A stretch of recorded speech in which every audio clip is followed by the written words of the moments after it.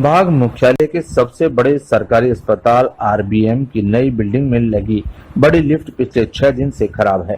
इसके चलते मरीजों और उनके तीमारदारों को भारी परेशानी उठानी पड़ रही है।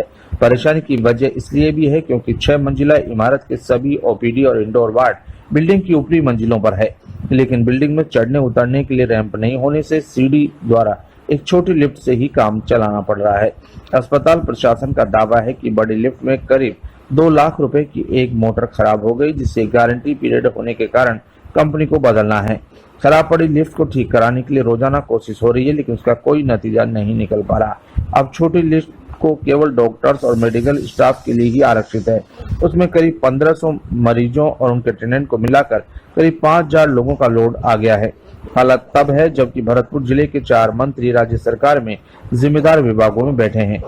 लिफ्ट सही हो या कोई वैकल्पिक व्यवस्था बिल्डिंग में बनाने के लिए योजना बनाई जाए, इसकी बजाय ये जिम्मेदार मूक दर्शक बनकर बैठे हैं और अपनी जिम्मेदारी का ठीकरा अन्य पर फोड़ रहे हैं। गौरतलब है कि नई बिल्डिंग अभी कुछ साल पहले ही बनी है, जिसमें रैंप की व्यवस्था ही नहीं की गई, जबकि ऑर्थोपेडिक्स वार्ड की ऊपरी मंजिल पर है, साथ ही ओपीडी भी ऊपर की मंजिल पर भी बनाई गई है। ऐसे में आखिर मरीजों को हो रही परेशानी के लिए कौन जिम्मेदार है, ये एक बड़ा सवाल है।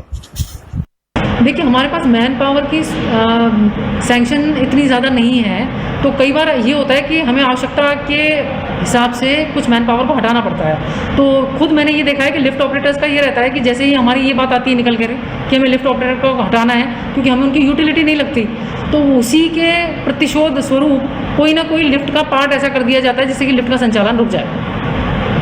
ऐसे लोगों के खिलाफ कार्रवाई क्यों नहीं की जाती? कार्रवाई हमारी तरफ से यही होती है कि उसको हटाते हैं, लेकिन फिर भी एक आदमी चाहिए। वो चाहता है कि मेरे साथ और लोग लगे रहें, मतलब एक के साथ 2 लोग रहें। अगर हमने वो 2 लोग निकाल दिए तो वो एक एजिटेशन करता है, हमारे पास कोई ऑल्टरनेटिव होता नहीं है।